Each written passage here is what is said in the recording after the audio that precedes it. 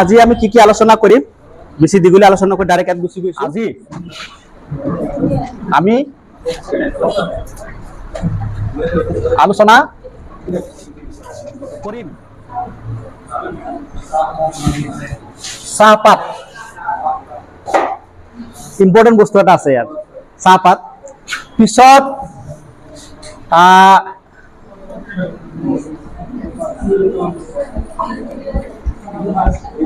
দিব বিভিন্ন দিব তাৰ পিছত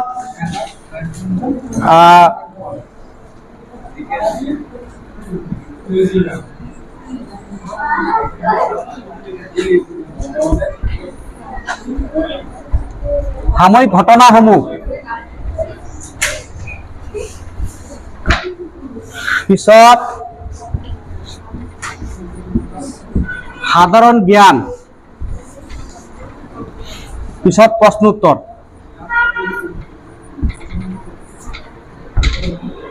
এইখিনি আমাৰ আজি টপিক থাকিব ফকাস কৰা হ'ব আমি ইয়াত এইখিনি আলোচনা কৰিম হ'ব এইখিনি সবৰে অলপ অলপ সবৰে নলেজ আছে অলপ ভালেমান নলেজ আছে চাহপাতৰ বিষয়ে মই এটা সৰু কাহিনী কম আগতে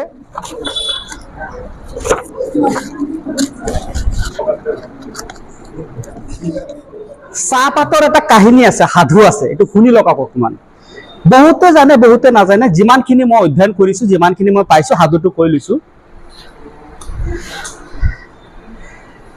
প্ৰথম চাহৰ উৎপত্তি হৈছিল চীন দেশত আৰু হেয়া উৎপত্তি হৈছিল যীশু খ্ৰীষ্টৰ জন্মৰ 2,500-3 বছৰ আগত তাৰ এটা বেলেগ কাহিনী আছে ৰজা এজনে এবাৰ জংগলত বহি পেলাই পানী গৰম কৰি আছিল হয়নে নহয় হঠাৎ গছৰ পাত কেইটামান আহি পেলাই পৰি গ'ল পানীৰ ৰংটো হলনি হ'ল তেওঁ ভাবিলে পানীৰ ৰংটো কিয় হলনি হ'ল তেওঁ পানী অকণ খালে খাই পেলাই দেখিলে যে এটা সতেজতাৰ ভাৱ এটা আহিছে কেনেকুৱা লাগিছে তাৰ পিছত সেই চীন দেশত এই গছৰ পাতবোৰক বেমাৰৰ বিভিন্ন দৰৱ হিচাপে বা এটা পানীয় হিচাপে বা ঔষধ হিচাপে ব্যৱহাৰ কৰি আহিছে গতিকে প্ৰথমত চীন দেশত এই চাহৰ আৱিষ্কাৰ আৰু চাহ ইতিমধ্যে চলি আছিল কিন্তু এতিয়া আমি আহোঁ অসমত কি হ'ল অসমত তেতিয়া আহোম আৰু ইংৰাজৰ ৰাজত্ব চলি আছিল আহোম ৰাজত্ব চলি আছিলে আহোম আছিলে আৰু ইংৰাজে তেতিয়া দখল কৰি মানে আহোম ইংৰাজৰ তলত আছিল তেতিয়া ৰজা আছিল পুৰন্দৰ সিংহ আছিলে সেই সময়ত মানে আক্ৰমণ কৰিব সময়ত মানে আক্ৰমণ কৰাৰ পিছত এটা থানবান সৃষ্টি হ'ল অসমত সব ৰজা পুৰন্দৰ সিংহ পলাই গুচি গ'ল সব মানুহ পলাই চলাই গুচি গ'ল ইংৰাজে দখল কৰি আছে তেতিয়া অসম সেই মুহূৰ্তত মই এতিয়া কম 1823 চনৰ কথা কম 22 চনত কম 1822 চনত এজন স্কটিছ এজন ব্যৱসায়ী বাণিজ্যিক বণিক বুলি কোৱা হয় তেওঁ ইংৰাজৰ অৰ্ডাৰ মতে অসমত আহি পেলাই বিভিন্ন চোৱা চিতা কৰি থাকে তেওঁ মেজৰ আছিলে তেওঁ আগত মেজৰ আছিল ইংৰাজৰ মেজৰ আছিলে চোৱা চিতা কৰি থকাৰ পিছত এদিনাখন তেওঁ ক'লে ইংৰাজে ক'লে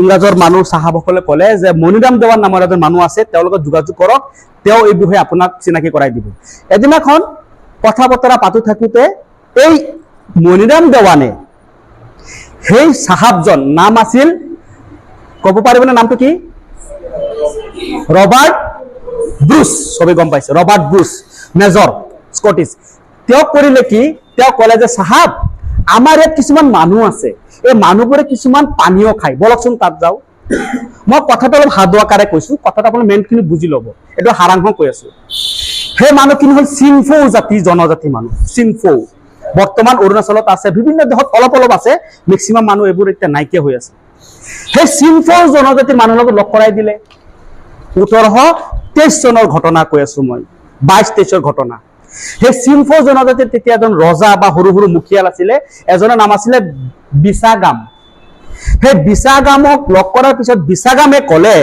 যে আমি এনেকুৱা গছৰ পাতবোৰ আমি দৰৱ হিচাপে ব্যৱহাৰ কৰোঁ কিন্তু চাহপাতে আছিলে কেনেকুৱা দৰৱ সিহঁতে তেতিয়া চাহপাতক কোৱা হয় ফিনাপ বুলি কয় ফিনাপ কয় যে আমি ফিনাপ ব্যৱহাৰ কৰোঁ তেতিয়া ক'লে আপুনি দুটামান গছৰ পুলি লওক দুটামান গছৰ পুলি এই ৰবাৰ্ট ব্ৰুচক দিলে যে আপুনি চেষ্টা কৰি চাওক, পৰীক্ষা কৰি চাওক কি গছ হয়।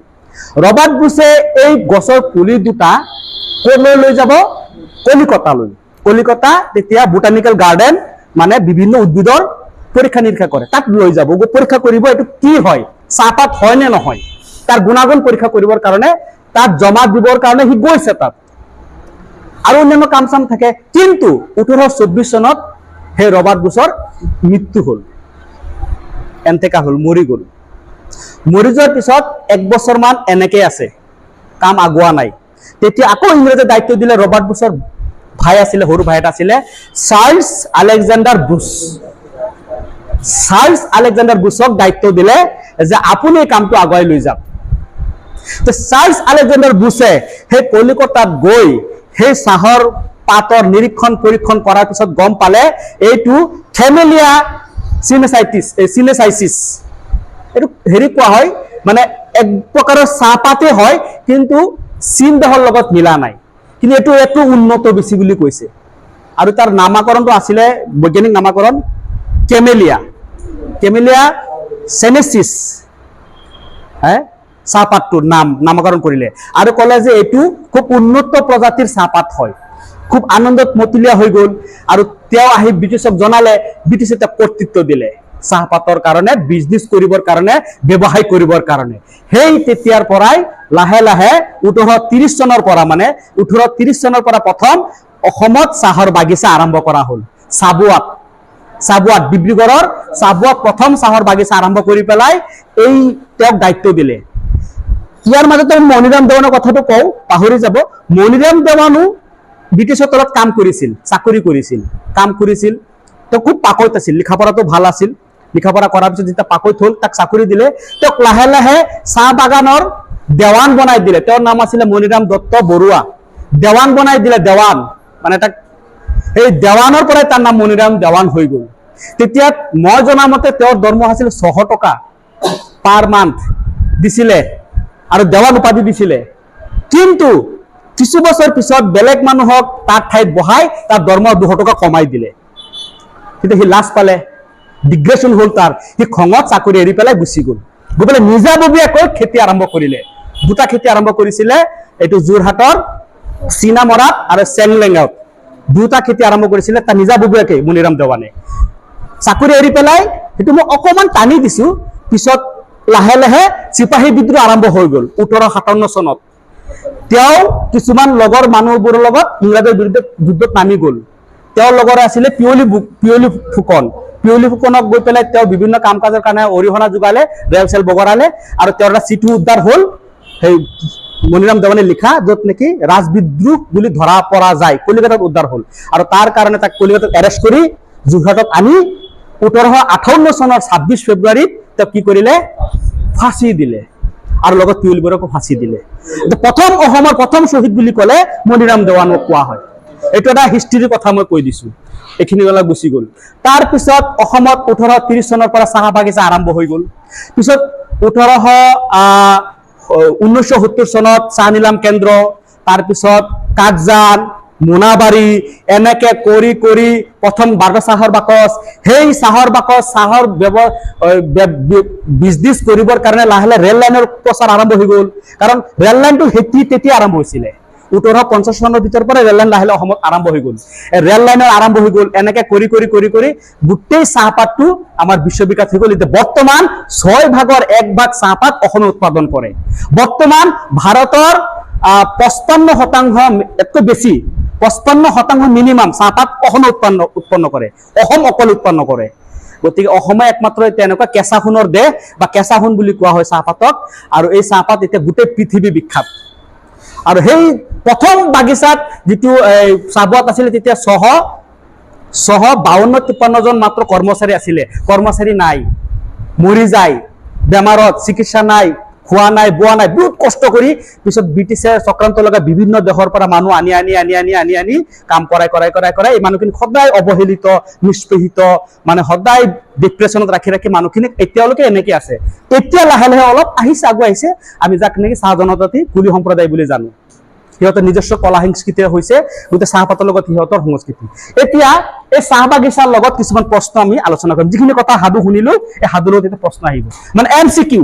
বাট ৰিমেম্বাৰ ডেট MCQত মই 3টা প্ৰশ্নৰ উত্তৰ মাইনাছ কৰি দিম, মাত্ৰ এটা প্ৰশ্নৰ উত্তৰ থাকিব আৰু সেইটো শুদ্ধ হ'ব।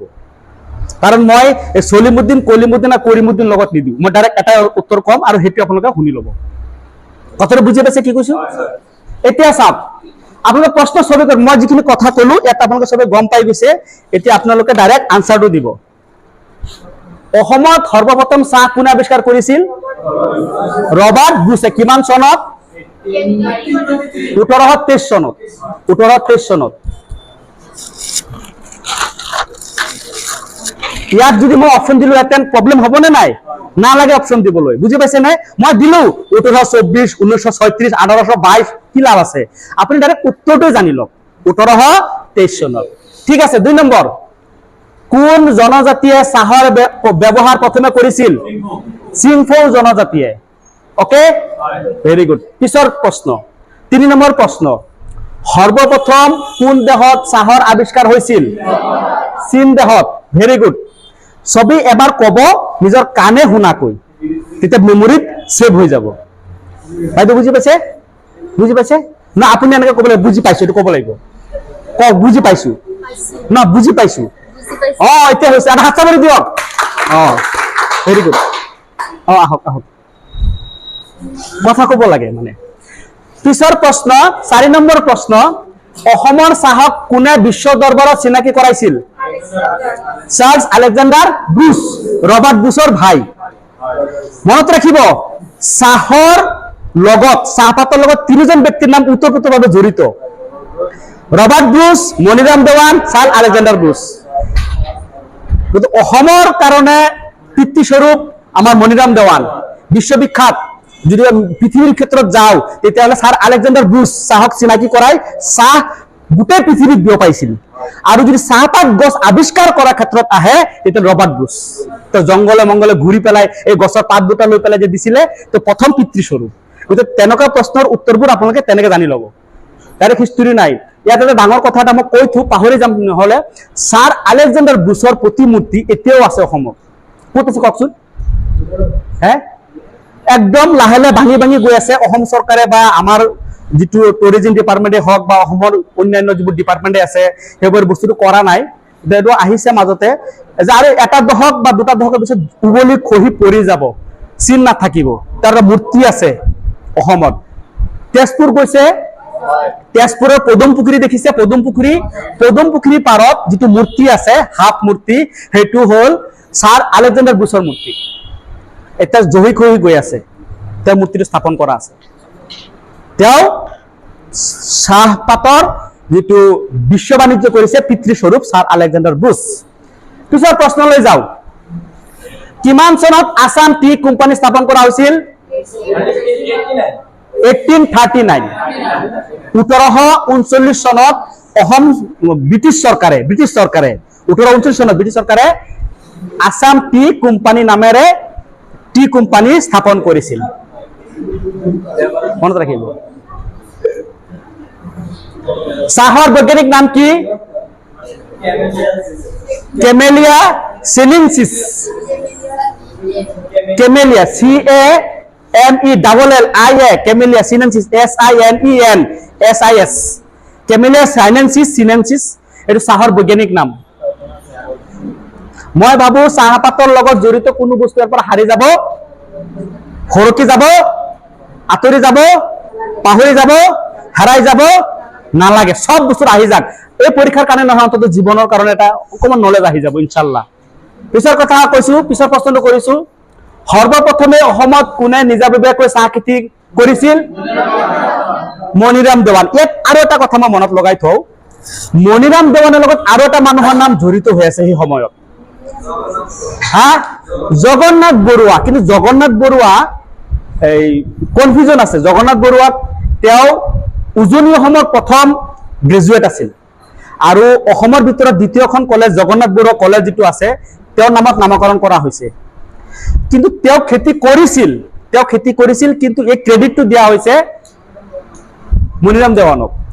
সমসাময়িকভাৱে তেওঁ খেতি কৰিছিল, কিন্তু জগন্নাথ বৰুৱাক সেই ক্ৰেডিটটো নাই। কিছু কিছু প্ৰশ্নৰ উত্তৰত, কিছু কিছু কিতাপত জগন্নাথ বৰুৱাৰ নামটো আহে, কিন্তু জগন্নাথ বৰুৱাৰ নাম লিখিলে যে অসমত সৰ্বপ্ৰথম চাহ কোনে কৰিছিল, জগন্নাথ বৰুৱা। তেতিয়া মণিৰাম দেৱান মোক কোৱা নাই, মইহে আছিলো প্ৰথম মানুহটো।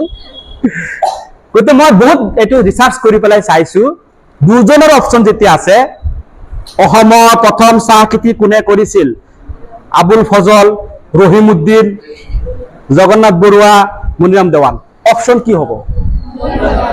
মণিৰাম দেৱান হ'ব। তেতিয়া জগন্নাথ বৰুৱা নহয়। এইটো মই পাইছো, এইটো মোৰো কনফিউজন হৈছে।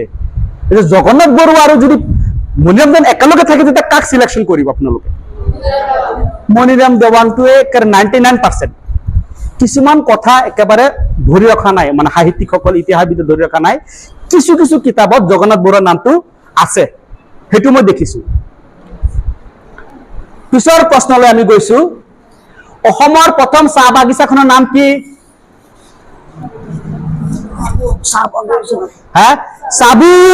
চাবুৱা। ভয় খাইছে ন? মই চাবুক লৈছিলো, এনেকে চাবুকৰ কথা কয় কি? চাবুৱা। আচ্ছা, চাবুৱা ক'ত আছে? ডিব্ৰুগড়। ভেৰি গুড, জানিব লাগিব। ক'ত আছে এইটো জানিব লাগিব। অসমত আছে, কিন্তু আকৌ ডিব্ৰুগড়ত আছে। চাবুৱা ডিব্ৰুগড় এটা চাহ বাগিচা, একেবাৰে প্ৰথম চাহ বাগিচা আমাৰ অসমত। পিছৰ প্ৰশ্ন, এছিয়াৰ সৰ্ববৃহৎ চাহ বাগিচাখনৰ নাম কি? এছিয়াৰ ভিতৰত সৰ্ববৃহৎ চাহ বাগিচাখনৰ নাম মোনাবাৰী চাহ বাগিচা, য'ত আছে বিশ্বনাথ জিলাত আছে। মোনাবাৰী চাহ বাগিচা এছিয়াৰ সৰ্ববৃহৎ চাহ বাগিচা, আৰু মোনাবাৰী চাহ বাগিচা এইটো বিশ্বনাথ জিলাত আছে। পিছৰ প্ৰশ্ন, কিমান চনত অসমৰ চাহ গৱেষণা কেন্দ্ৰ প্ৰতিষ্ঠা কৰা হৈছিল? 1911 বা 12 চনত। কিছু কিছু কিতাপত 12 চন, কিছু কিছু কিতাপত 11 চন আছে। গতিকে 11-12 চনতে কি হৈছে?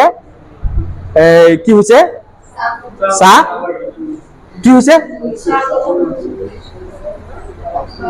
11-12 চনত কি হৈছিলে? চাহ গৱেষণা কেন্দ্ৰ। হয়, এই বস্তুটো মিলাই ৰাখিব, কাৰণ কেইবাটাও অনুষ্ঠান লাগি আছে। তেওঁ অলপ কিবা ক'লে যে মই ভাবিলো ভুল হৈ গ'ল নেকি। অসমৰ প্ৰথম চাহ গৱেষণা কেন্দ্ৰটো ক'ত স্থাপন কৰা হৈছিল? যোৰহাটত ক'লেতো হ'ব, কিন্তু তাৰ জেগাটোৰ নাম ক'ব লাগিব। টুকলাই। যোৰহাটৰ টুকলাই প্ৰথম কেন্দ্ৰ। বৰ্তমান অসমত কেইটা চাহ বাগিচা আছে?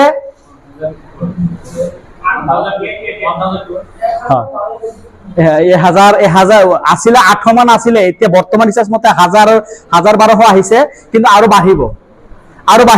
কিন্তু এতিয়া 1012 মান আছে, হয়নে নহয়? 1012 মান আছে। কিমান চনত গুৱাহাটী চাহ নিলাম কেন্দ্ৰ প্ৰতিষ্ঠা কৰা হৈছিল? 1970 চনত।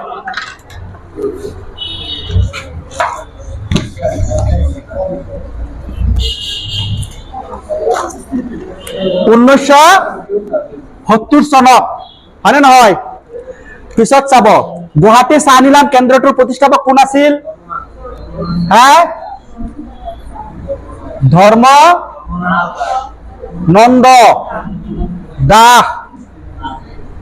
ধৰ্মনন্দ দাস।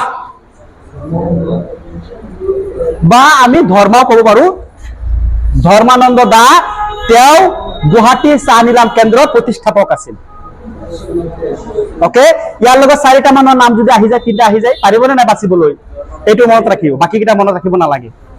তাৰপিছত চাব, মণিৰাম দেৱানৰ সমসাময়িকভাৱে কোনজন অসমীয়া ব্যক্তিয়ে চাহ খেতি কৰিছিল?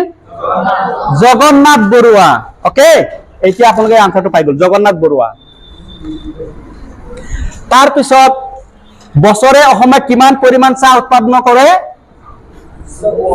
400 মিলিয়ন কেজি পাৰ ইয়াৰ। এইটো কেইদিনমানৰ আগৰ তথ্য, এতিয়া আৰু অলপ বাঢ়িছে, কিন্তু আমি এইটোৱে ক'ব লাগিব। 400 মিলিয়ন কেজি পাৰ ইয়াৰ অসমে চাহ উৎপন্ন কৰে, আৰু এইটো হ'ব 6 ভাগৰ 1 ভাগ পৃথিৱীৰ ভিতৰত, আৰু 55% সমগ্ৰ ভাৰতৰ ভিতৰত। গোটেই ভাৰতৰ ৰাজ্যই কৰে 45%, আৰু অসমে অকলে কৰে 55। আৰু পৃথিৱীৰ ভিতৰত ক'লে 6 ভাগৰ 1 ভাগ উৎপন্ন কৰে অসমে। বুজি পাইছে? আৰু সেইটো পাৰ ইয়াৰ বুলি ক'লে 400 মিলিয়ন কেজি পাৰ ইয়াৰ চাহ উৎপন্ন কৰে অসমে। তাৰ পিছৰ প্ৰশ্ন আমি চাওঁ, সমগ্ৰ ভাৰতৰ কিমান শতাংশ চাহ অসমে উৎপন্ন কৰে? 55%। চিনফুসকলে চাহক কি বুলি মাতিছিল? হয়, মই আগত কৈছিলো নহয়, ফিনাপ। ফিনাপ।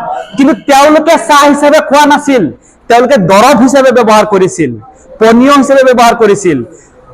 আৰু এতিয়াতো আমিতো ৰাতিপুৱা উঠি পেলাই এক কাপ গৰম চাহ খালে মূৰৰ বিষটো কমি যায়, সতেজতা আহে, আৰু বন্ধু বান্ধৱ আহিলে চাহৰ আপ্যায়ন কৰো। চাহ কফি এতিয়া একেবাৰে আমাৰ ঘৰৰ মানুহৰ ঘৰৰ আমাৰ সমাজ জীৱনৰ একেবাৰে অলাগতিয়াল মানে প্ৰয়োজনীয় বস্তু হৈ গ'ল, হয়নে নহয়? গতিকে আগতে সিহঁতে দৰৱ হিচাপে খাইছিলে। আৰু চাহ শব্দটো চীনা শব্দ, চাহ, চাহ, অকল চাহ। আমি পিছত হ লগাই দিছো, চাহ। তাৰ পিছৰ প্ৰশ্নটো চাব, অসমত চাহ উৎসৱ কিমান তাৰিখে পালন কৰা হয়? 26 পৰা 28 ডিচেম্বৰ। এই 3 দিন আমাৰ কি কৰো? 3-4 দিন হয়, 3-4 দিন মান আমি কি কৰো? উৎসৱ পালন কৰো। অসম চাহ উৎসৱ পালন কৰা হয় প্ৰতি বছৰে 26, 27, 28 ডিচেম্বৰত। তাৰ পিছৰ প্ৰশ্ন, মনিৰাম দেৱানে চাহ খেতি কৰা বাগিচা দুখন ক'ত আছে? চিনামৰা আৰু চেংলেঙত। চিনামৰা আৰু চেংলেঙত দুটা বাগিচা আছিল, তেওঁ দুটা বাগিচা কৰিছিল। তাৰ পিছৰ প্ৰশ্ন, CTC আৰু অৰ্থডক্স মানে কি? CTC আৰু অৰ্থডক্স এই দুটা পদ্ধতি চাহ উৎপন্ন কৰাৰ, চাহপাত বনোৱাৰ পদ্ধতি। CTC ফুল মিনিং হ'ব কাটিং, টিয়াৰিং এণ্ড কাৰ্লিং। এই CTC পদ্ধতিৰে চাহপাত বনোৱা হয়। আৰু হ'ল অৰ্থডক্স, আৰু এটা নিয়ম আছে, পদ্ধতি আছে অৰ্থডক্স। এই দুটা পদ্ধতিৰে চাহপাত বনোৱা হয়। বৰ্তমান আৰু পদ্ধতি ওলাই আছে, বৰ্তমান আৰু মেচিন ওলাই গ'ল, এতিয়া শুকাব নালাগে বাহিৰত, ভিতৰতে শুকাই দিয়ে ৱাশ্বিং মেচিনৰ নিচিনা। গতিকে আমাৰ জানিবলগীয়া দুটা পদ্ধতি, CTC আৰু অৰ্থডক্স। চি কাটিং, আকৌ টি টিয়াৰিং, আকৌ চি কাৰ্লিং। এইটো চাহপাত বনোৱা, চাহপাতৰ কেঁচা পাতৰ পৰা চাহপাত প্ৰস্তুত কৰাৰ এটা পদ্ধতি। কি কি পদ্ধতিৰে চাহপাত বনোৱা হয় সেইখিনি। তাৰপিছত পিছৰ প্ৰশ্ন, 22 নম্বৰ প্ৰশ্ন। মোৰ 25টা প্ৰশ্ন আছে। অসমৰ বৃহৎ চাহ বাগিচাখনৰ নাম কি? অসমৰ বৃহৎ চাহ বাগিচা মই এছিয়াৰ পোৱা নাই এতিয়া। এছিয়াৰটো আছেই, হয়, মোনাবাৰী হয়। ভেৰি গুড, ভাবিছিলো কথাটো, কিন্তু এইটো অসমৰ বুলি ক'লে সেইটো লিমিটটো কমি আহিব। এইটো প্ৰশ্ন নাহে, ঠিকে আছে, যে মোনাবাৰী যদি চবতকে হয়, মোনাবাৰীৰ ক্ৰেডিটটো হ'ল গোটেই এছিয়াৰ ভিতৰত, কিন্তু অসমৰ ক্ৰেডিটটো আহিব সেই এছিয়াৰ ভিতৰতো ল'লে নহ'ব। এইটো মোৰ এইটো মিলা, এক গ্ৰুপৰ লগত বি গ্ৰুপ নিমিলে নহয়, এনেকুৱা হৈ গ'ল। সেইটো কাকজান চাহ বাগিচা, কাকজানৰ নাম শুনিছে? কাকজান চাহ বাগিচা মৰিয়নিত আছে। হয়, কাকজান চাহ বাগিচা এতিয়া প্ৰায় 1400 হেক্টৰ মাটি লৈ পেলাই বিয়পি আছে। হেক্টৰ 1400 হেক্টৰ, 1300 চামথিং, তো মই 1400 কৈ দিলো। গতিকে কাকজান চাহ বাগিচা অসমৰ বৃহৎ চাহ বাগিচা। অকে, চিনফৰ কোনজন ব্যক্তিয়ে ৰবাৰ্ট বুছক চাহ গছৰ 2টি পুলি দিছিল? বিছাগামে। বিছাগাম এজন চিনফৰ জনজাতিৰ মুখিয়াল আছিল। তেওঁ সৰ্বপ্ৰথম মনিৰাম দেৱানে সাক্ষাৎ কৰাইছিল, আৰু মনিৰাম দেৱানৰ পৰামৰ্শ ক্ৰমেই 2টা গছৰ পুলি ৰবাৰ্ট বুছক দিছিল, যে আপুনি পৰীক্ষা কৰি চাওক এইটো কি চাহ গছৰ পাত হয় নে নহয়। আছিল বিছাগাম মানুহজনৰ নাম, চিনফৰ জনজাতিৰ। পিছত আমি কম, চাৰ্লছ আলেকজেণ্ডাৰ বুছৰ সমাধিস্থল ক'ত আছে? পদুম পুখুৰী, তেজপুৰৰ পদুম পুখুৰীত এতিয়াও আছে। জহি কহি গৈ আছে, মোটামুটি তেওঁৰ সমাধিস্থল তাত আছে। তেওঁ চাহপাতৰ পিতৃস্বৰূপ হিচাপে আমি ক'ব পাৰো। একেবাৰে লাষ্টৰ 25 নম্বৰ প্ৰশ্নটো, কিমান তাৰিখে আন্তঃৰাষ্ট্ৰীয় চাহ দিৱস পালন কৰা হয়? 21 মে। এইটো 2020 চনৰ পৰা আৰম্ভ হৈছে, অৱশ্যে বেছি দিনৰ পৰা নহয়। এইটো ইউএন বিশ্ব যিটো হেৰি ইউনিয়ন আমাৰ হেৰি যিটো গোটেই বিশ্বৰ যিবোৰ সংস্থা আছে UN ৰাষ্ট্ৰসংঘ সিহঁতে কি কৰিছে এইটো ঘোষণা কৰিছে যে চাহ বাগিচাৰ লগত জড়িত ব্যক্তিসকলৰ উত্থানৰ কাৰণে তেওঁলোকৰ সুখ দুখৰ কাৰণে এটা দিৱস পালন কৰা হয় সেইটো হ'ল চাহ ইণ্টাৰনেশ্যনেল টি ডে 21 মে তাৰিখে ইণ্টাৰনেশ্যনেল টি ডে হিচাপে পালন কৰা হয় এই 25টা প্ৰশ্ন চাহপাতৰ লগত জড়িত ইয়াত কাৰোবাৰ কিবা প্ৰশ্ন জানিবলগীয়া আৰু কিবা সুধিবলগীয়া কনফিউজন আছে আদুটো ঠিকে আছে চাহ বাগিচা হয় কওকচোন ডিব্ৰুগড় প্ৰথম চাহ বাগিচাটো চাবুৱা ডিব্ৰুগড়ে আছিলে বেছি আছে ডিব্ৰুগড় আছে এতিয়া অসমত প্ৰায় 1400 মান চাহ বাগিচা আছে 14তকৈ বেছি প্ৰথমতে এটা আছিল 1830 চনত চাবুৱাই ডিব্ৰুগড়ত আৰু এতিয়া লাহে লাহে সেকেন্ড যোৰহাট পঢ়িব যোৰহাটতো আছে যোৰহাট যোৰহাট শিৱসাগৰ মৰিয়নি আপাৰত বেছি চাহ খেতি আছে মেক্সিমাম পাহাৰীয়া অঞ্চলত জোপোহা খেতি হয় চাহ গছটো ছবি দেখিছে চাহপাতক কোৱা হয় সোণাল কেঁচা সোণ আৰু চাহপাত যে বুটলে এটা সূত্ৰ আছে এটিকলি দুটি পাত হয় এটিকলি দুটি পাত এই সূত্ৰৰ দ্বাৰা মতা মানুহক চাহপাত খুলে মাইকী মানুহক খুলে একচুৱেলি দায়িত্বটো মাইকী মানুহৰ ওপৰত বেছি থাকে পিছফালে এনেকে পাঁচি এটা বান্ধি পেলাই এটিকলি দুটি পাতৰ যিটো সূত্ৰ এটিকলি দুটি পাত এই সূত্ৰৰ মতে চাহপাত খুলিবলৈ থয় পিছত এইটো শুকাই চাহপাত বনায় হ্যাঁ এইটো হ'ল চাহপাতৰ কাহিনী চাহপাত একেবাৰে চীন দেশৰ পৰা আহি আমাৰ অসমৰ পৰা গোটেই পৃথিৱীতে বিখ্যাত ঠিক আছে চাহপাতৰ হৈ গ'ল নে কথাখিনি ঠিক আছে